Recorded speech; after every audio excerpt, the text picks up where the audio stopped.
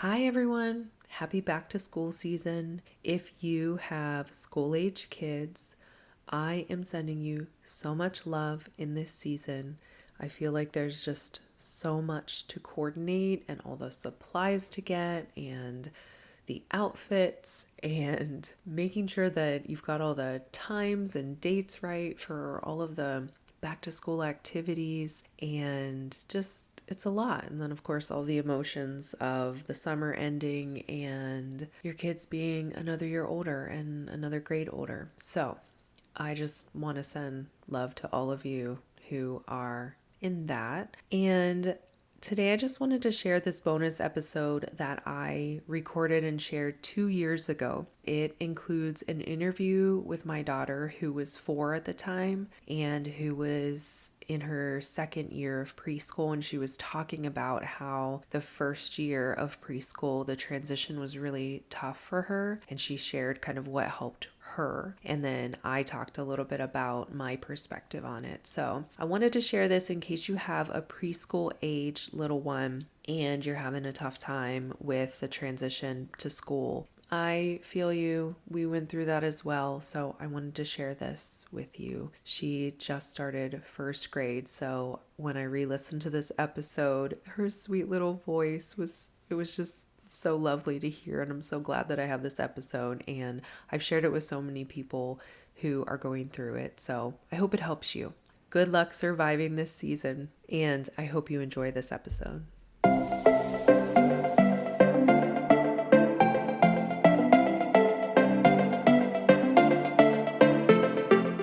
Welcome to the podcast with me, Adela, and my mom.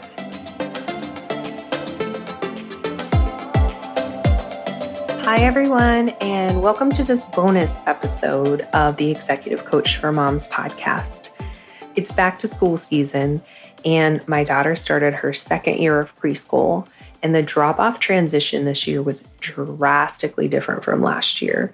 And I just thought I'd share some of the things that we did to set her up for success in case your little one is also having a tough time with the transition, whether it be back to school or to daycare or anything else. But before I jump into that, I'd like to share a little mini interview I did with my daughter after her second day of school. Enjoy. Hi, everybody. I am here with the most amazing girl in the whole wide world. Can you introduce yourself? Hi, I'm Adela. And Adela, how old are you? 4.5. Every time that I go to record a podcast episode, what do you say, Adela? What about all recording together? That's right. Let's record together. Yeah. Yeah. So I thought today we could do that. Sound good to you? Yeah. Okay. So I thought we could talk about whenever we did drop off at preschool last year and when we're doing drop off at preschool this year. Because did you just start school? Yeah. How many days have you been at school now? 2 days. That's right. And how did you feel whenever we dropped you off this year? I feel excited and scared Yeah? What were you excited about? that I got to play with the painting and baby dolls. Yeah. Anything else you were excited about? That I got to see my teachers. Yeah. And what were you scared about? I was scared because on my fourth day of school, because Mama, Yeah. I'm a little bit shy today, so you can say some of the words. Yeah. I was scared because I got to meet new classmates. You were scared about meeting new classmates? Yeah, because I didn't know their names. Oh, okay. Were you scared that you would forget their names? No, I was scared because I got to meet them on the first time and I didn't know any of their names yet. I see. So let's talk about last year. Last year was your first year of preschool, right? Yeah. Yeah. And how did you feel last year whenever you went to school at the beginning of the year? Well, whenever I was being dropped off, I felt really sad because Mama was leaving because it was my first time being dropped off after Mommy and me class. That's right. Because we did Mommy and Me class the year before that, huh? Yeah. And we went together. Yeah.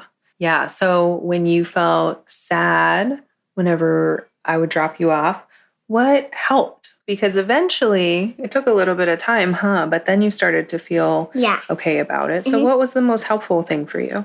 Hugging kisses and talking on walkie-talkies and waving at the window. And then this year when we dropped you off, on day 2, remember you gave Mama a kiss and a hug and you sat down and you started doing your activity. Yeah. And you said, bye, Mama. Uh-huh. Yeah. And you didn't feel as sad anymore. No. Was there anything that helped you remember that maybe to feel less sad? Because I looked at the picture of Mommy and me and Dada and Layla. Mama. That's right. You had a picture in your backpack, huh, that you kept in your cubby. And did anything else that you would think about help? I saw about being with Mama and me. I saw about being with Mama. Yeah, and you would think about, did you remember that we would come back? We always came back and picked you up? Yep. Did that help? Yeah. Yeah. Were there any books that were helpful? Did any books that we read help you feel better or more prepared? The show Daniel Tiger. The show Daniel Tiger? Yeah, because on the show Daniel Tiger, his mama and dada always said, grown-ups come back. Grown-ups come back. That's an important thing to remember, huh? Yeah. Yeah. Anything else? Mama? Yeah? You know what? What? Recording is very tiring. Recording is tiring.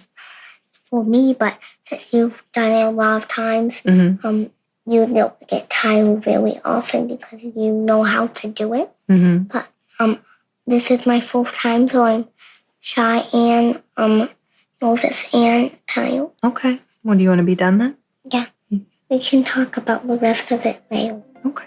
You did a great job. Yeah. Thanks for coming on my show. I love you. I love you.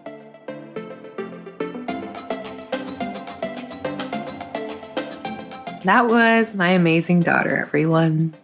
I wanted to hear directly from her because it was her experience. And I think that obviously anything that I would share would be from my own experience or my interpretation of her experience. But obviously, since she got a little bit tired there, I'm going to keep going with what worked for us from my perspective. So last fall, Adela started preschool in August at 3.5, and she had a really, really tough time adjusting to the drop-offs. She actually loved school, and we talked about, should we maybe wait and not go to school anymore? But she actually really, really wanted to go. So I knew that she wanted to be there. It was just the drop-off transition that was hard for her. She was used to spending a lot of time with me. But we're really fortunate that she attends a super collaborative program. So her teacher and I worked really closely together to help her through the transition. And we did a lot of trial and error.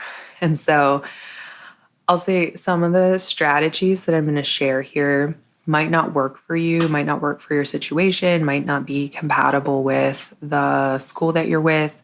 But I'm just going to share our experience and what worked for us. And maybe you can try a few things that might work for you. And also, I wouldn't just assume that some of these things are not possible. I assumed that some of them weren't possible. But then when I talked to her teacher, she was very open to whatever she needed to be comfortable in that transition. So I would just ask. As Adela referenced in our interview, we did a parent-child program at her school the year prior for 2-year-olds, which was really great. And I got to know the director because she was the teacher of the class, and that was wonderful. And I got to know a lot of other parents. But the downside of it is that she associated going to school with me being there.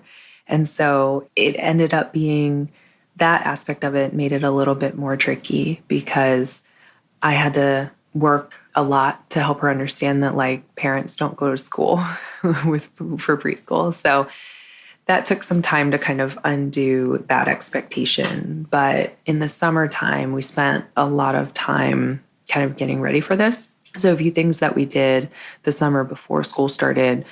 One was that at her school, there's this outdoor play space that is open in the summer. So I took her about once a week or once every 2 weeks to play. So it was familiar. And also, so she had positive associations with where she was going to school. And then we knew which classroom she was going to be in. So we would walk to her classroom door and I would explain drop off, and we would kind of like go through the motions just so she knew what to expect. She tends to do much better whenever she knows what to expect. I also bought all the books, all of the like children's off to school books. So like Daniel Tiger, Elmo, Little Blue Truck, Biscuit, basically all of her favorite characters going to school. And I kind of worked that into our book rotation. We always read about 5 books at night before bed. And so I would just always make sure there was at least one about going to school. And then as she mentioned, we watched the Daniel Tiger Goes to School episode. And I can't remember all the shows, but all the shows tend to have a going to school episode. So we watched a lot of that in the summertime too. And then when the time came, day 1 was great. She did wonderful and was fine with the drop-off transition. And then day 2 was not great. And after that was not. And I know every parent's different, but I was not okay leaving her there crying because I just felt like I want her to have a positive association with school. So I didn't feel like starting off her school experience with crying every day and being really upset was something that I wanted to do. So at her school, parents are required to walk the children into the classroom and help them wash their hands and kind of get them started on their first activity. So that's kind of built in. And for the first couple months, I would stay with her at the beginning of class until she was comfortable with me leaving, which would take anywhere from like 10 minutes and then sometimes up to an hour. And so it was great because I got to learn a lot. I got to see the classroom a little bit more and kind of learned all of her classmates' names. So whenever she was telling me stories. And I also learned a lot from her teachers who are obviously trained and educated in this. And so I got to pick up a lot of skills. But if I could do it all over again, I think that I would not have stayed that much for that long. I would have started working with the teachers sooner. It wasn't actually until the first parent-teacher conference where we kind of had a chance to talk about it. Even though I was there every day, we were not talking about adult things. Outside of that, Adela and I talked a lot about it every day, or she almost always brought it up. She was pretty upset most days when she would talk about it and say like, I don't want you to drop me off. And I would say, do you not want to go to school? And she would say, no, I do want to go to school. I just don't want you to leave. And so that was challenging, but we talked through her feelings about it a lot. And I just tried to provide a lot of space and validation because it's a big transition for kids. So here's what ended up working for her. I think a lot of it was also time and maturity and kind of seeing the pattern of how it works to be dropped off and then also to be picked up every day. So one thing we did is lots and lots of hugs and kisses at drop off, as she talked about in our interview. That was really crucial to her. And then also just talking about when I would be back to pick her up and showing her like where the hands on the clock would be whenever it was time for me to pick her up. She also took a stuffed animal friend with her. She doesn't have an attachment to one specific one. She kind of rotates who her attachment is. So it was often a different one that she would take each day, but she always had a stuffed animal friend. And there was a little girl in her class who was always so interested in who she brought that day. And so it was kind of nice to have an immediate conversation with another classmate whenever we got there. She also took a photo of us with her. I taped it to her water bottle so that she could see it anytime she wanted to and every time she got a drink. There was another room in the building that I could go to. It's like a shared space. And so I often would take my laptop and work at the preschool. And so the teacher would take her outside on the playground where you could see the window where I would work. And so she would wave to me there. So it was like she would see that I was still in the building. I just wasn't in the classroom. So it was kind of like we had this progression of I would stay in the classroom and then I was in the building, but not in the classroom. And so she would go out and wave to me and then go back in and she would be fine with that. And over time, that also evolved into her waving at the window and me being outside, like on my way out to the car, waving to her on days that I wasn't working there. And then in one of our many, many conversations about this, she shared that what she really didn't like was that she couldn't reach me during school. So if she needed me, she had no way to contact me. And so together we came up with the idea of walkie-talkies.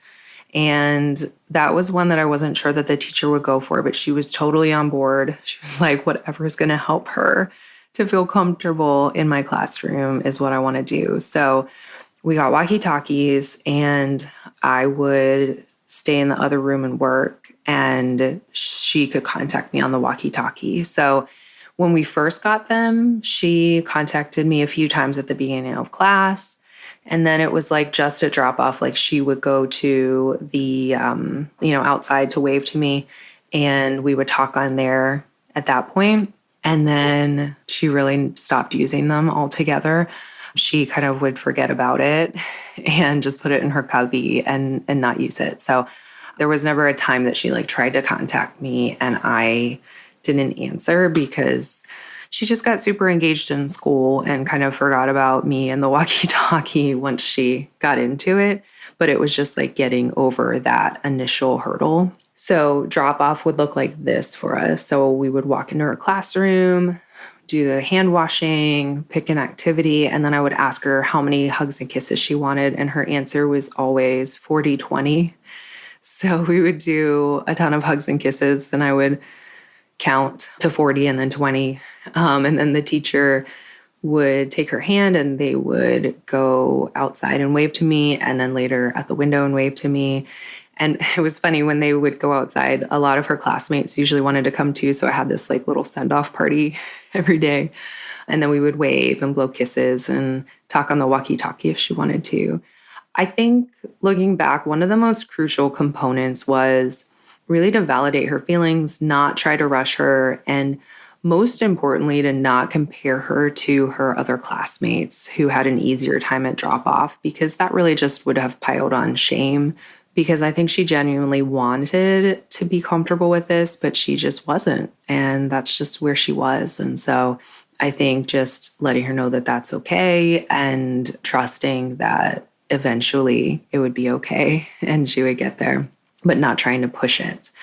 In the drive to school, I would also make sure that I would like mentally prepare myself, take some breaths so that I could be patient and not get frustrated if she was going to have a tougher time that day. Because of course I never really knew which days she was going to be okay at drop off and which days she wasn't. And so I tried not to schedule anything right away at the right after drop off. And then I would just make sure that I would like clear my head and get in the headspace that like reminding myself of the parent that I wanted to be for her and how I wanted to show up for her. And I had to make that a very conscious effort and choice every time I did drop off. But I think the real game changer was working together collaboratively with her, with Adela, to come up with a solution, and then working closely with the teacher to ensure we were on the same page. But Adela's the one who came up with the idea of the walkie-talkies. And so when she owned the solution,